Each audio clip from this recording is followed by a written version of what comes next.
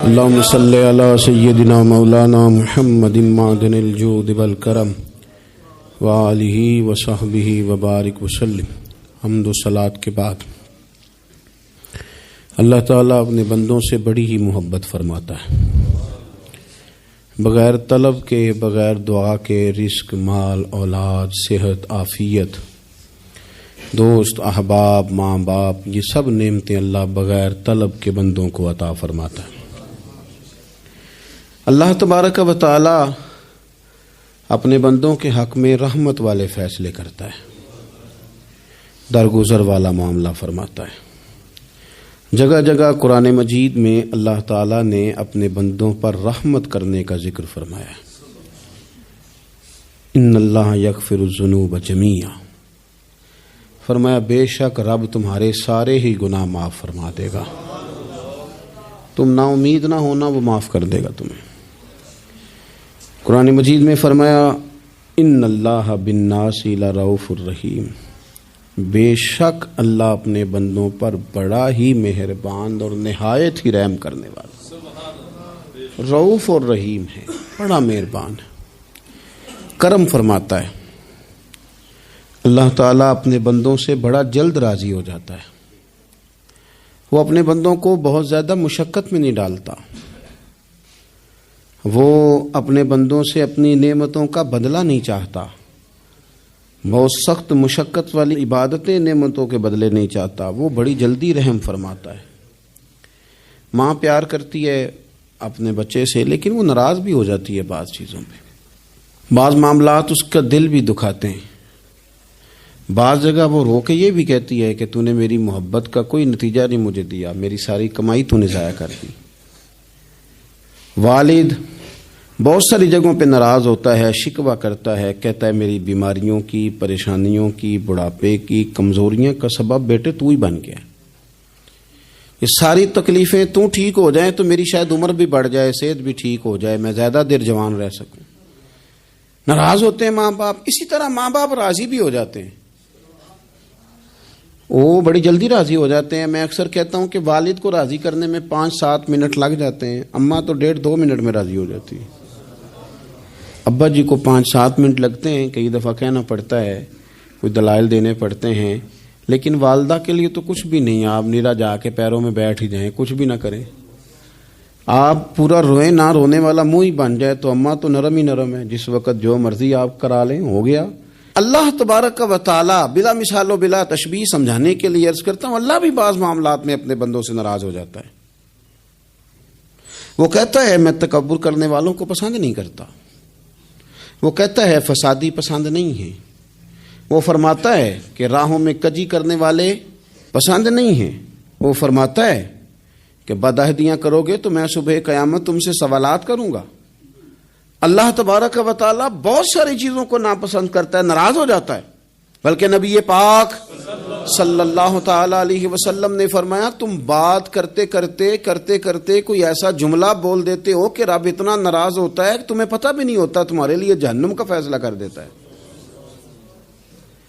اس لیے پہلے تولو پھر بولو، خود اپنے لفظوں کی تو تم پہرے داری کرو نا کہ میں کیا کہہ رہا ہوں۔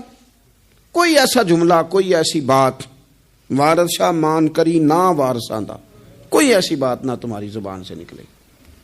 اور حضور یہ بھی فرماتے ہیں کہ اس کا دوسرا پہلو بھی ہے، بعض اوقات تم بات کرتے ایسا جملہ کہتے ہو وہ اتنا راضی ہوتا ہے کہ تمہارے لیے جنت کا فیصلہ فرما دیتا ہے۔ مسلمان کو اب یہ حکم ہے، اس ساری گفتگو کا نتیجہ یہ ہے کہ وہ اپنے جذبات پر، خیالات پر، نگاہوں پر، زبان پر، کانوں پر تھوڑی توجہ دے، بے لگام نہ بنے، بے ترتیب نہ بنے، جو طبیعت میں آئے کر نہ گزرے، تھوڑا سا نہ سوچے سمجھے اور تھوڑا سنبھل کے چلے، کبھی ان کاموں کی طرف نہ جائے جن سے رب ناراض ہو جاتا ہے، ان کاموں کی طرف بڑھے جن سے اللہ راضی ہوتا ہے۔ میرے نبی پاک صلی اللہ تعالی علیہ وآلہ وسلم نے ارشاد فرمایا، بعض احادیث میں لفظ یہ ہیں کہ اللہ اپنے بندوں کو دیکھ کے مسکراتا ہے جو اس کی شان کے لائق ہے۔ جس ترتیب سے ہم مسکراتے ہیں، جس ترتیب سے ہم روتے ہیں، جس ترتیب سے ہم کسی بات کا اظہار تشکر کرتے ہیں، خدا ان باتوں سے پاک ہے۔ اب بہت ساری حدیثوں میں آیا کہ وہ مسکراتا ہے، تو کیا مطلب ہے مسکرانے کا؟ تو علماء تفسیر نے لکھا ہے مسکرانے کا مطلب یہ ہے کہ وہ بڑا ہی راضی ہوتا ہے اپنے بندے سے، بڑا راضی ہوتا ہے، یہ مطلب ہے۔ ایک تو مسکرانے کا مطلب یہ کہ وہ بڑا راضی ہو گیا، بڑا راضی ہو گیا، وہ مسکرا دیا اپنے بندے پہ۔ اور ایک اس کا معنی خود نبی پاک صلی اللہ تعالی علیہ وسلم نے بیان فرمایا۔ مسند امام احمد بن حنبل میں حدیث ہے، حضور سید عالم علیہ السلام سے صحابہ نے پوچھا یا رسول اللہ شہید تو بڑے لوگ ہوتے ہیں، شہیدوں میں افضل کون ہے؟ تو اللہ کے حبیب علیہ الصلوۃ والسلام فرمانے لگے وہ والا بندہ جو ڈٹ گیا تھا کافروں کے مقابلے میں، وہ ہلا نہیں، پوری طرح ڈٹ کے جو لڑا وہ شہداء میں افضل ہے۔ حضور فرماتے ہیں وہ جنت کے بالا خانوں میں سیر کرے گا اور رب اسے دیکھ کے مسکرائے گا، رب اسے دیکھ کے مسکرائے گا، اللہ تعالیٰ مسکراتا ہے اسے دیکھ کے۔ اور اگلے جملے میں حضور نے وضاحت کر دی، فرمایا جب رب دنیا میں کسی پر مسکراتا ہے نا تو اس کا معنی یہ ہے کہ قیامت میں پھر اللہ اسے حساب کوئی نہیں لے گا۔ جس پر اللہ دنیا میں مسکرا دیا اس سے کوئی حساب، تو وہ کام ڈھونڈنے چاہیے نا جس سے اللہ مسکرائے۔ ویسے کبھی ہم ایسا کرتے ہیں کہ نہیں کہ کسی کو راضی کیا جائے؟ یہ کام ہم کرتے ہیں کہ ہماری کمپنی کا جو سربراہ ہے وہ ہم سے راضی رہے، جس ادارے میں ہم پڑھاتے ہیں اس ادارے کا بڑا ہم سے راضی رہے، یہ کرتے ہیں ہم۔ اس کے لیے کچھ نہ کچھ ہیلے بہانے ہم کرتے ہیں، برادری، قبیلہ، علاقہ، بستی، لوگ کسی طریقے سے ہمارے ساتھ مطمئن رہیں، کرتے ہیں نا یہ سارے کام۔ اس میں تھوڑی مشکل بھی ہمیں آتی ہے لیکن کرتے ہیں، کیا کریں۔ گھر میں بھی کئی دفعہ ایسا ماحول بنانا پڑتا ہے۔ چلیں ایک اور میٹھی مثال دیتے ہیں، زیادہ سمجھ میں آئے گی۔ چھوٹا بچہ خوش رہے، آپ اس کے لیے محنت نہیں کرتے؟ وہ چھوٹا ہے، اس کو خوش کرنا فرض ہے ابا پہ، لیکن وہ کہتا ہے کہ میں نے موٹر سائیکل لینا ہے، چھوٹا ہے چلا ہی نہیں پائے گا، تو ابا پھر اسے راضی کرتا ہے، کہتا ہے بیٹے چھوٹا سائیکل لے لے، چل میں تجھے اڑانے والا جہاز لے دیتا ہوں۔ مقصود کیا ہے کہ اس کو ناراض نہیں کرنا، یہ روئے نہ، اس کا دل نہ ٹوٹے۔ ہو یارو سنو نا میں کیا کہہ رہا ہوں، اگر چھوٹے بچے کے لیے وہ چیزیں ڈھونڈتے ہو، میرے ابا جی نا اپنے نواسے کے لیے کھلونا لے کے آئے تو بچہ بڑا ہی کھیلا، تو ابا جی کہنے لگے لو پیسے پورے ہو گئے میرے، بچے کو پسند بڑا ہے نا، پیسے پورے کر چھڑے نے، دیکھو نا جی کتنا اس کو راضی ہوا ہے۔ تو انسان کیا کرتا ہے کہ کوشش کرتا ہے، چھوٹا بچہ بھی ناراض نہ ہو تو وہ چیزیں وہ ڈھونڈتا ہے کہ اس کو کیا پسند ہے، چاکلیٹ لے جاؤں، فلاں چیز لے جاؤں، آئس کریم لے جاؤں۔ تو ایک بچے کے لیے، گھر کے لیے، سربراہ کے لیے اتنی محنت کرتے ہو تو وہ کام بھی ہمیں ڈھونڈ کے تلاش کرنے چاہیے نا جس سے رب راضی ہوتا ہے، اللہ راضی ہوتا ہے۔ بتاؤں وہ کون کون سے کام ہیں؟ نبی کریم صلی اللہ تعالی علیہ وسلم نے ارشاد فرمایا 3 لوگ ہیں جنہیں دیکھ کے رب مسکراتا ہے۔ یا رسول اللہ صلی اللہ علیہ وسلم وہ کون کون سے؟ تو محبوب فرمانے لگے ایک وہ بندہ ساری مخلوق سوئی ہے، آدھی رات ہے، رات کا پچھلا پہر ہے، اس نے اٹھ کے وضو کر لیا، مصلی پہ کھڑا ہو گیا خدا کی یاد میں، فرمایا اسے دیکھ کے رب مسکراتا ہے جو اس کی شان کے لائق ہے، مسکراتا ہے اللہ۔ یہ تو سونے کا ٹائم تھا، یہ تو گہری نیند آنے کا وقت تھا، رات کا پچھلا پہر، رات پوے تے بے درداں نو نیند پیاری آوے، تے درد منداں نو یاد سجن دی ستیاں وی آن جگاوے، اور ساون کی کالی راتوں میں جب بوندا باندی ہوتی ہے، وہ راتوں کو اٹھ روتے ہیں جب خلقت ساری سوتی ہے، اللہ مسکراتا ہے۔ اور سننا میرے بھائی، میرے نبی پاک صلی اللہ تعالی علیہ وسلم فرماتے ہیں جب مسلمان نماز کے لیے صفیں بناتے ہیں نا، ترتیب لگ رہی ہوتی ہے، اب اللہ کی بارگاہ میں کھڑے ہوں گے، قیام کریں گے، رکوع کریں گے، سجود کریں گے، فرمایا جب مومن صفیں بناتے ہیں تو رب دیکھ کے مسکراتا ہے، مسکراتا ہے۔ کمال ہو گئے عروج بندگی کا، جب بندے کو دیکھ کے رب مسکرائے، خدا بندے سے خود پوچھے بتا تیری رضا کیا ہے، مسکراتا ہے۔ اور میرے نبی پاک علیہ السلام فرماتے ہیں جب مجاہد جہاد کے لیے صفیں سیدھی کرتے ہیں، آج تو یہ رب کے نام پہ مرنے ہی آ گئے، یہ صفوں میں کھڑے ہوں گے، ترتیب سے لڑیں گے، ترتیب سے گلا کاٹیں گے کافروں کا یا شہادت لیں گے، فرمایا جب جہاد کے لوگ صفیں بناتے ہیں تو رب انہیں دیکھ کے مسکراتا ہے۔ کتنے نصیبوں والا وہ بندہ ہے جسے دیکھ کے مسکرا دیا۔ او یار کبھی تیرا بیٹا تیرے سامنے مسکرائے نا چھوٹا تو تیرا دل باغ باغ ہو جاتا ہے۔ تیری ماں بیمار کسی ایک دن صحیح طرح ہنس پڑے تو طبیعت خوش ہو جاتی۔ مجھے بتاؤ نا جس کا رب بھی اسے دیکھ کے ہنس پڑے، جو اس کی شان کے لائق ہے، کیا اس بندے کے نصیبیں ہیں، کیا اس کے مقدر ہیں۔ آپ اس مقام پر اپنے آپ کو لائیں۔ اب دیکھیں نا یہ حدیث آپ نے سن لی، اب ہم نے نا اس طرح صفحے نہیں بنانے جس طرح ساری دنیا، اب ذرا صفحے بھی شوق سے بنائیں گے۔ اب ذرا تھوڑا سا شوق پیدا کریں گے، بھئی یہ تو میں وہ کام کرنے لگا ہوں جسے دیکھ کے رب مسکراتا ہے۔ نبی پاک صلی اللہ علیہ وسلم نے فرمایا جب کوئی بندہ توبہ کرتا ہے نا، ہم توبہ کا رٹا لگاتے ہیں، یا اللہ میری توبہ یا اللہ۔ اور توبہ کا تو مطلب یہ ہے کہ پچھلے گناہوں سے پکی توبہ، آج کے بعد یہ غلطی نہ کرنے کا پکا وعدہ۔ تو نے ساری شب برات رو کے گزاری ہے، بتا سویرے جھوٹ جوڑنے کا ارادہ ہے تیرا؟ آج کے بعد رشوت تو نہیں نہ لے گا، ملاوٹ تو نہیں نہ کرے گا، یہ توبہ ہے۔ اور اگر سارے کام اسی طرح کرنے تو پھر یہ توبہ کا رٹا ہے، جتنا مرضی لگاؤ۔ حضرت علی بن ربیعہ رضی اللہ تعالیٰ عنہ فرماتے ہیں میں مولا علی کے ساتھ تھا، مقام حرا کی طرف جا رہے تھے، حضرت علی نے ہاتھ اٹھا کے دعا مانگی ہماری تعلیم کے لیے، ورنہ حضرت علی ہم صحابہ کو محفوظ عن الخطا تو مانتے ہیں نا۔ ہاتھ اٹھا کے کہا اے اللہ ہمارے گناہ بخش دے، تیرے علاوہ کوئی معاف کرنے والا نہیں۔ اور پھر حضرت علی آسمان کی طرف دیکھا اور دیکھ کے نا حضرت علی بن ربیعہ کو تو مسکرائے۔ حضرت علی بن ربیعہ کہنے لگے حضور مسکرائے کیوں ہو؟ فرمانے لگے ایک دن میں حضور کے ساتھ اسی طرح آیا تھا، اسی طرح حضور نے دعا فرمائی تھی ہماری تعلیم کے لیے، اور پھر حضور مجھے دیکھ کے مسکرائے تھے اور فرمایا جب کوئی بندہ رب کی بارگاہ میں اس طرح استغفار کرتا ہے تو رب مسکراتا ہے، اور مسکرا کے فرماتا دیکھ لو میرے بندوں کو پتا ہے کہ میرے علاوہ معاف کرنے والا کوئی نہیں، انہیں پتا ہے، تم اس کی بارگاہ میں رجوع تو لاؤ، آؤ تو صحیح دو آنسو لے کر۔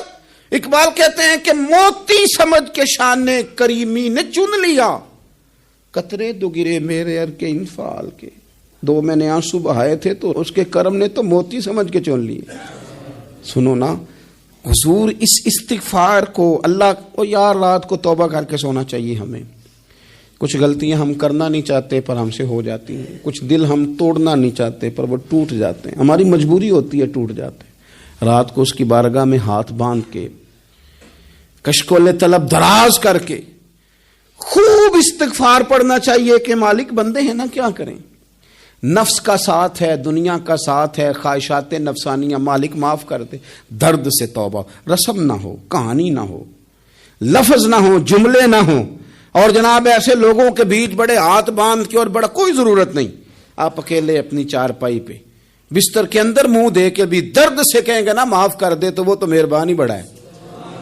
میرے نبی پاک صلی اللہ علیہ وسلم مثال دیتے ہیں، فرمایا ایک آدمی صحرا میں جا رہا ہے، صحابہ سے حضور خطاب کر رہے ہیں، فرمایا ایک آدمی صحرا میں جا رہا تھا، اس نے اپنی اونٹنی پہ کھانا پانی پیسے ہر چیز رکھی ہوئی تھی، صحرا تھا بہت بڑا، درمیان صحرا کے گیا تو تھوڑا سا سستانے کے لیے آرام کرنے کے لیے اونٹنی سے نیچے اترا، اب اس نے اونٹنی کی لگام اونٹنی کی نکیل اپنے سرہانے کے نیچے رکھی، ہاتھ کے ساتھ پکڑی اور سو گیا۔ تھوڑی ہی دیر کے بعد جب اس کی آنکھ کھلی تو دیکھا اونٹنی غائب ہے۔ صحرا میں وہ پیدل نہ آگے جا سکتا ہے نہ پیچھے جا سکتا ہے، نہ دائیں نہ بائیں، کھانے کو روٹی نہیں، پینے کو پانی کا قطرہ نہیں، تھوڑا ادھر بھاگا ادھر بھاگا، تھک گیا۔ کریم محبوب فرماتے ہیں وہ پوری طرح نڈھال ہو گیا اور مایوس ہو گیا، معاذ اللہ، مایوس ہو کے دوبارہ اسی جگہ آ کے لیٹ گیا جہاں پہلے لیٹا تھا، انتظار کرنے لگا کہ اب موت ہی آئے گی، آخری وقت ہے، اب نہ میں پیدل یہ صحرا کراس کر سکتا ہوں، نہ پیچھے جا سکتا ہوں، نہ کھانا ہے نہ پانی ہے، سوائے موت کے کوئی سہارا نہیں۔ حضور فرماتے ہیں وہ رستے میں دوبارہ لیٹ گیا، اچانک اس نے رخ بدلا تو اونٹنی سامنے کھڑی تھی۔ حضور نے صحابہ سے پوچھا بتاؤ نا اسے بھلا کتنی کو خوشی ہوگی؟ یا رسول اللہ جی سے نئی زندگی مل گئی ہے۔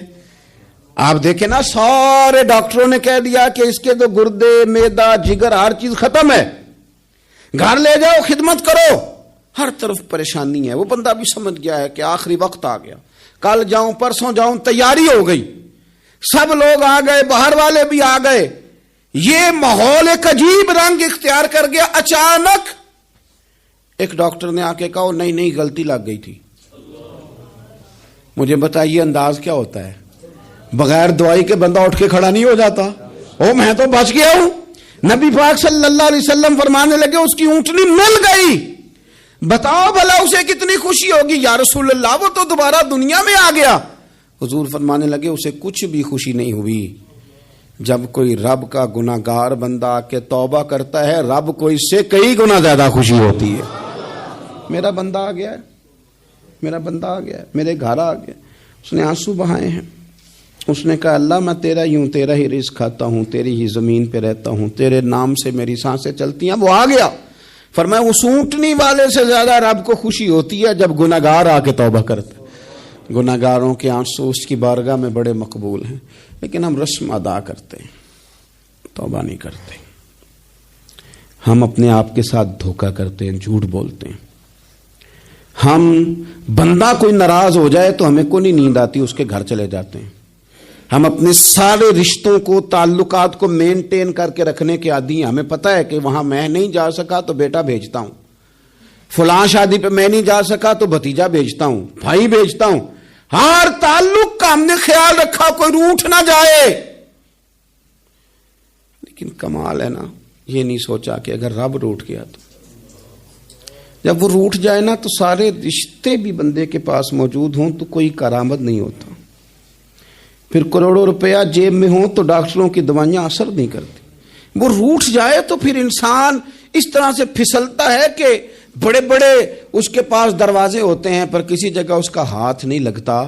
خدا را خیال کریں, دنیا روٹتی ہے تو روٹھ جائے, رب رسول ناراض نہ ہونے پائیں, اس کا خیال کریں. حضور فرماتے ہیں وہ مسکراتا ہے, اسے خوشی ہوتی ہے جب کوئی اس کا بندہ اس کی طرف رجوع کرتا ہے. میرے عزیزو, رسول پاک صلی اللہ تعالی علیہ وسلم نے ان لوگوں کے تذکرے کیے جنہیں دیکھ کے رب مسکراتا ہے. ہم نا گناہگاروں پر بھی فتویٰ دینے میں جلدی کرتے ہیں اور نیکی پر بشارت دینے میں بھی جلدی کرتے ہیں, حالانکہ یہ ہماری ذمہ داری نہیں. پتہ نہیں اللہ تعالیٰ کس کو کب توفیق توبہ دے کے اپنے قریب کر لے, لیکن بڑی جلدی ہے, بڑی جلدی فتویٰ دینے میں. اور یہ فتویٰ صرف مفتیوں کا نہیں رہ گیا, یہ میری طرح کے, آپ کی طرح کے ڈھیروں لوگ ہیں جنہوں نے جیبوں میں فتوے ڈالے ہوئے. بھئی آپ نے کیوں ذمہ داری لے لی ہے جنت میں داخل کرنے کی اور نکالنے کی؟ یہ تو میرے رب کریم کا کرم ہے, وہ جس کو چاہے جب چاہے جتنا چاہے عطا کرے. لیکن کچھ لوگ نا بڑے پکے ہو گئے ہیں کہ شاید جو میں سوچ رہا ہوں وہی درست ہے. کبھی کبھی کچھ چیزیں عجیب بھی ہوتی ہیں, لہذا خدا کی رحمت پر بھروسہ کر کے بات کرنی چاہیے, اپنی مرضی کے فتوے نہیں داغنے چاہیے. وہ دیکھو جی فلانا بندہ یوں کر رہا ہے, آپ کو پتہ ہی نہیں پوری بات کا, آپ کو علم ہی نہیں پوری بات کا. حضرت بہاءاللہ نقشبند بخاری رحمت اللہ علیہ فرماتے ہیں میں حج کرنے گیا تو وہاں میں نے ایک آدمی کو کروڑوں کا کاروبار کرتے دیکھا تو میرے دل میں خیال ہے یہاں بھی اللہ اللہ کرنی چاہیے تھی, دنیا داری کر رہا ہے. لیکن فرماتے ہیں حج سے فارغ ہوئے تو میں نے دیکھا وہی بندہ سارا کچھ رب کی بارگاہ میں خیرات کر رہا ہے اور سینکڑوں غریب حاجی ہیں جن کو پورے خرچے دے رہا ہے. تو میں نے وہی اپنی سوچ سے توبہ کی کہ میں کہاں تھا. بڑی جلدی کھڑے نہ ہو جائیں. حضرت حسن بصری رحمت اللہ تعالی علیہ ارشاد فرماتے ہیں کہ میں دریا کے کنارے گیا تو وہاں میں نے ایک شخص کو دیکھا, وہ اپنی ایک خاتون کی گود میں سر رکھ کے بیٹھا اور قریب ایک بوتل بھی پڑی ہے.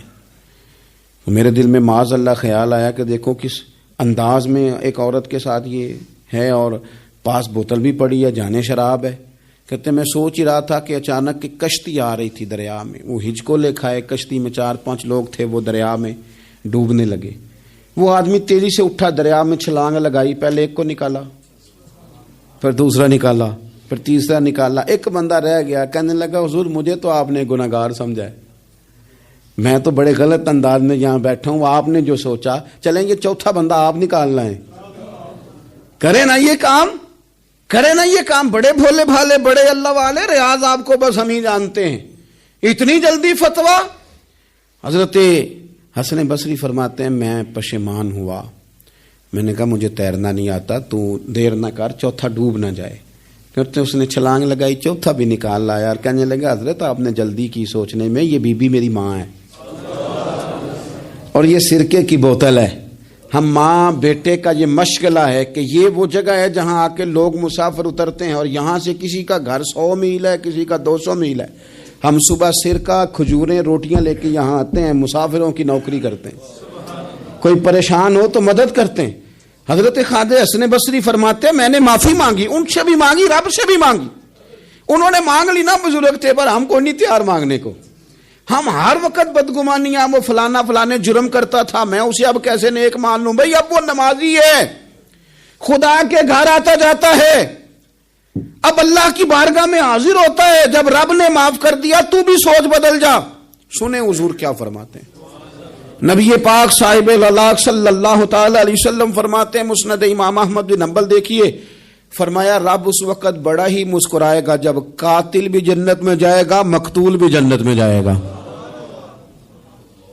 یا رسول اللہ مقتول تو گیا، یہ قاتل کیسے چلا گیا؟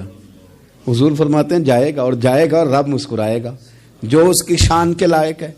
یا رسول اللہ کس طرح؟ تو نبی پاک صلی اللہ علیہ وسلم فرمانے لگے اس نے ایک مومن کو قتل کیا تھا، وہ شہید ہو کے جنت میں چلا گیا، اب اللہ نے بعد میں اسے توبہ کی توفیق دے دی۔ پہلے اس نے کلمہ پڑھا، پھر یہ میدان میں اترا، کافروں سے لڑا، یہ شہید ہوا، رب نے اسے بھی جنت دے دی۔ قاتل بھی جنت میں، مقتول بھی جنت میں، اور بات اتنی انوکھی ہے کہ رب دیکھ کے مسکرا رہا ہے جو اس کی شان کے لائق ہے۔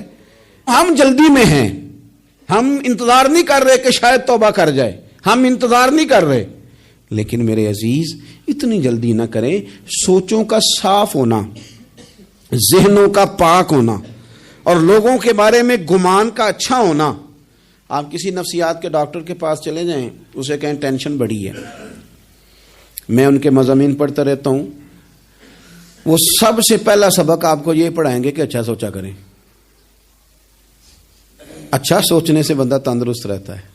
کس سے بندہ تندرست رہتا ہے؟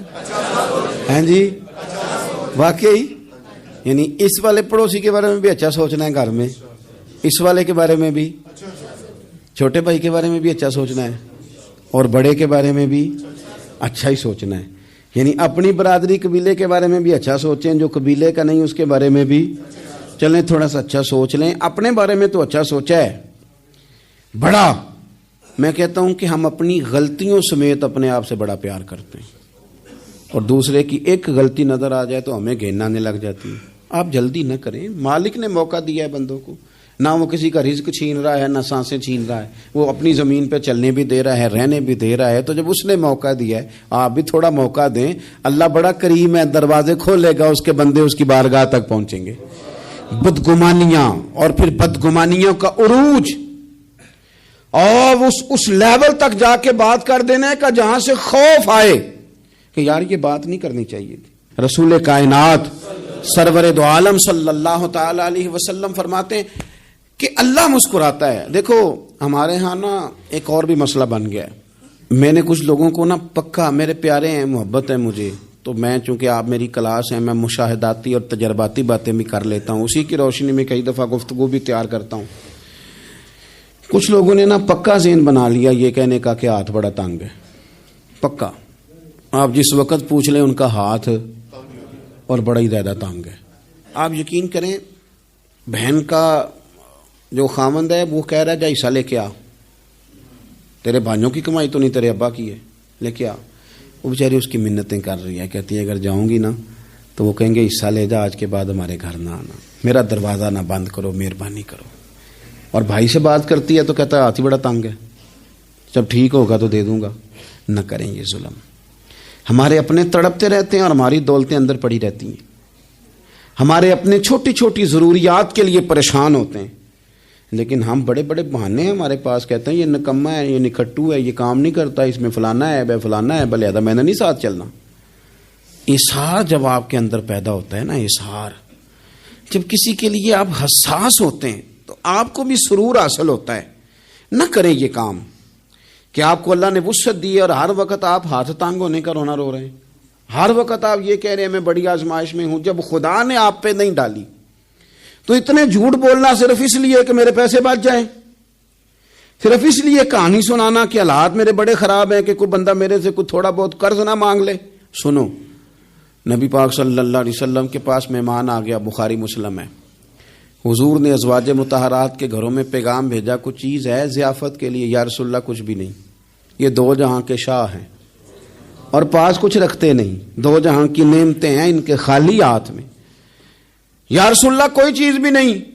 حضور نے صحابہ کے مجمع پہ نظر ڈالی، یا رسول اللہ صلی اللہ علیہ وسلم حکم ہو، تو حضور فرمانے لگے تم میں سے کوئی بندہ ہے جو اسے گھر لے جائے روٹی کھلائے؟ ایک صحابی اٹھے فوراً، حضور میں لے کے جاتا ہوں کھانا کھلاتا ہوں۔ فرماتے ہیں میرے گھر میں صرف بچوں کا کھانا تھا، یہ نہیں کہ فریزر بھرا ہوا ہے نعمتوں سے، صرف بچوں کا کھانا، یہ نہیں کہ کسی کو دیکھ کے اپنی ہنڈیا پہ برتن دے لیا، صرف بچوں کا کھانا۔ کہتے ہیں گھر گیا، بیوی سے کہا کیا کیفیت ہے؟ کہنے لگی بچوں کی روٹی ہے۔ میں نے کہا بچے سلا دے، صبح ناشتہ کر لیں گے۔ تو کہنے لگی آپ کیا کھائیں گے؟ تو میں نے کہا نہ میں کھاؤں گا نہ تو کھائے گی، مہمان جو نبی پاک کا ہے۔ کہا اچھا، اب ذرا تجویز دیکھو میاں بیوی کی سوجھی آپس میں۔ کہتے ہیں کھانا لگا دینا، کیونکہ ایک آدھ بندے کا کھانا ہے۔ اپنی غربتوں کا ہر جگہ اظہار کرنا، رونا رونا، یہ دیکھو غربت کیسے چھپائی جا رہی۔ اس کو کہا نہیں کہ چل تو تھوڑا رحم کھا، تو آیا ہے تو تھوڑا رحم کھا، یہ نہیں کہا اٹھ کے نا تو کھانا رکھنا اور اٹھ کے نا چراغ ٹھیک کرنے کے بہانے بجھا دینا۔ ہم دنیا والوں کے سامنے کیوں اپنے دکھ بیان کریں؟ ہم جو کہیں گے رب رسول کی بارگاہ میں کہیں گے۔